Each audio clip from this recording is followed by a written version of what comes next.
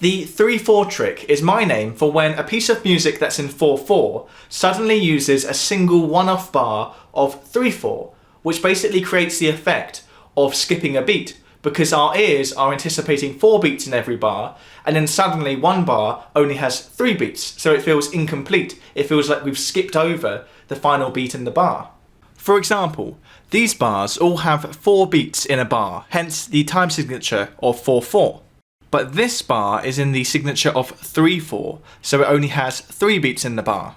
So as we pass over this bar, because we're used to the pulse of 4/4 and we're expecting another bar of 4/4, when we only get 3 beats in this bar, it catches us off guard and it sounds like the bar has prematurely ended, like we've skipped over the final beat.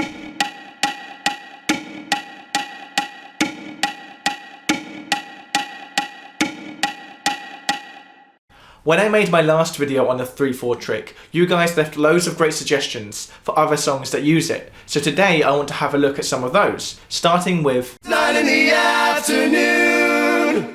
9 in the Afternoon by Panic! At the Disco is largely in 4/4, but occasionally features a bar of 3/4. When we pass over this bar of 3/4, it creates an obvious skip in the music, a skip in the timing. Good as others can, you know.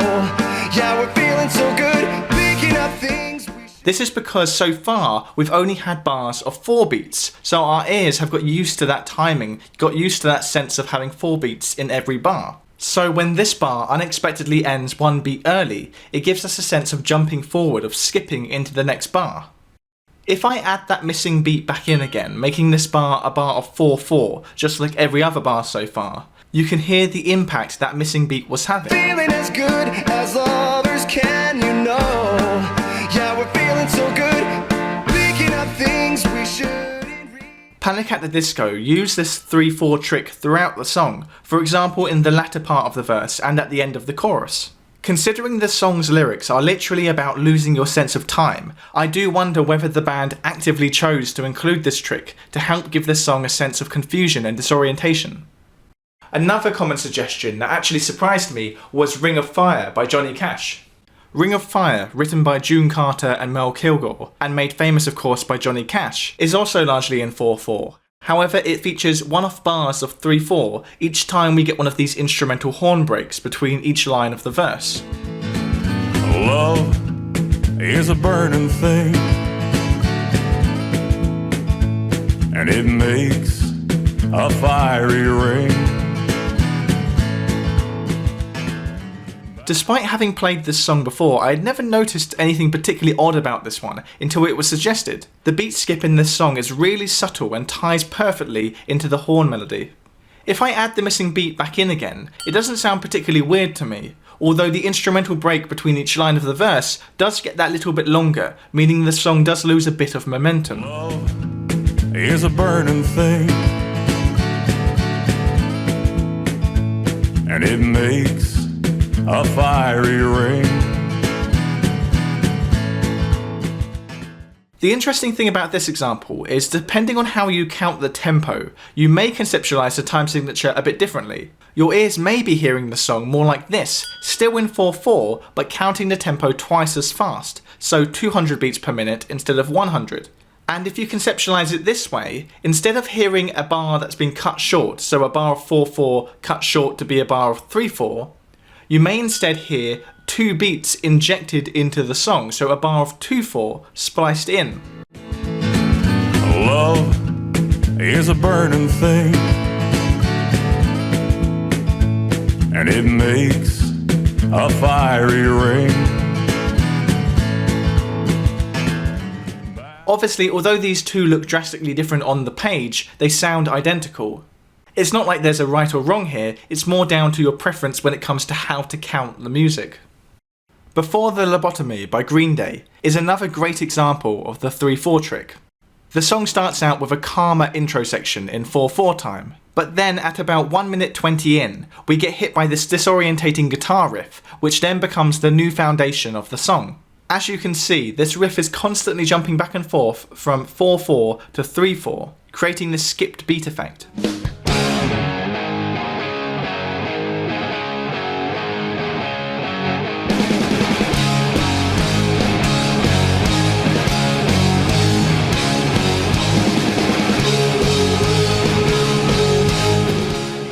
However, to double down on this rhythmic disorientation, the riff also features what can be called beat displacement. Let me explain that a bit. So basically, in the first half of the riff, we get this 3-note motif falling on the strong beats of the bar. And in the second half of the riff, that motif is then repeated, and ordinarily you may expect that to happen again on the strong beats, sounding like this. But instead, Green Day shifts this riff a half beat forward in the bar, so it now falls on the off beats of the bar. It's the exact same motif, however shifted in time.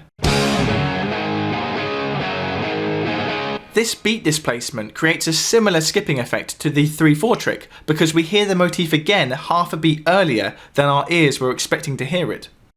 This distinctive rhythm that includes skipping a beat and displacing a beat isn't only present in the riff. The same rhythm is used in the vocals in the next section. We've got the same skipped beat here and the same displaced beat here, only with a new melody.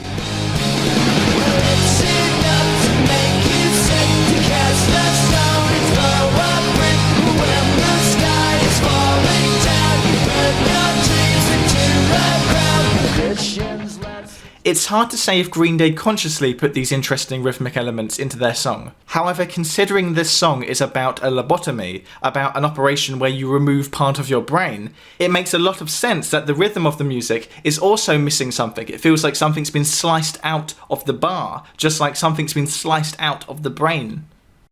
One of the conditions for the 3/4 trick to have its desired effect, for it to sound like we're skipping a beat, is for there only to be one bar of 3/4 added in, not multiple bars. This is what creates the effect of skipping a beat, as our ears are hearing the timing as 4/4, hearing that 4/4 pulse, and then suddenly as we hit a bar of 3/4, it's interrupted.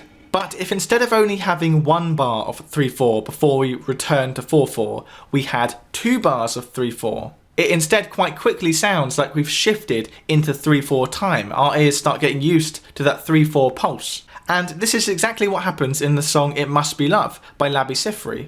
The majority of It Must Be Love is in 4/4.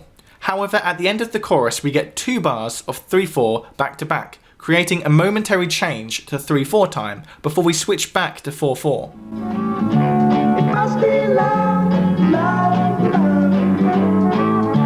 It must be love, love, love. Nothing more, nothing less. Love is the best.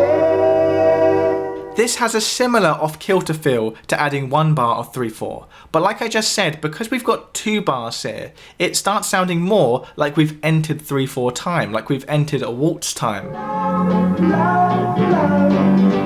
Nothing more, nothing less. Love is the best. The last example that we're going to look at today effectively does the opposite of the 3/4 trick. Golden Brown by The Stranglers is largely in 3/4 time, giving it a waltz-like feel. But in the intro section, each line ends with an added beat, an extra beat, turning it into a bar of 4/4.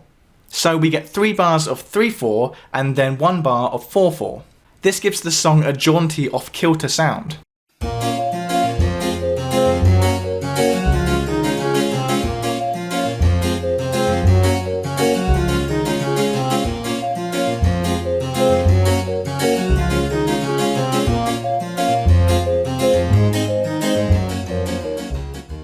The verse of Golden Brown is simply in 3/4, so because we've had this rhythmically uneven intro, when the rhythm settles into an even 3/4 time for the verse, it sounds all the more satisfying.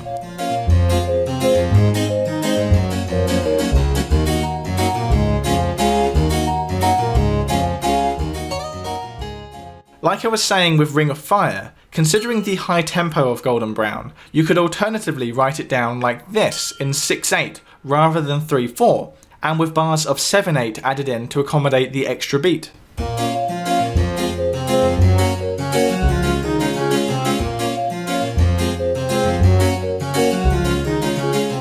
I personally though much prefer it written down in 3/4 with added bars of 4/4, as I think it makes it easier to understand where the extra beat is being added.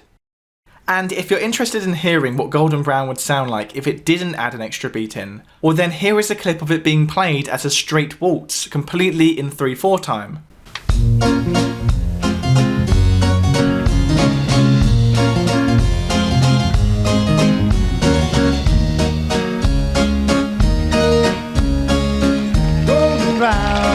sexualized song. To make the song easier to dance to, they've removed that extra beat, making the entire piece in 3/4. So I hope you enjoyed this renewed look at the 3/4 trick. Back in July last year, my original 3/4 trick video actually got blocked worldwide because of copyright infringement, just because I used a few examples of songs, which should be fair use. And this was super annoying because the video almost had 1 million views. After swapping out the offending audio clips from that video, I did re-upload it, and I just wanted to say a big thanks for you guys getting the view count almost back up to where it was the first time.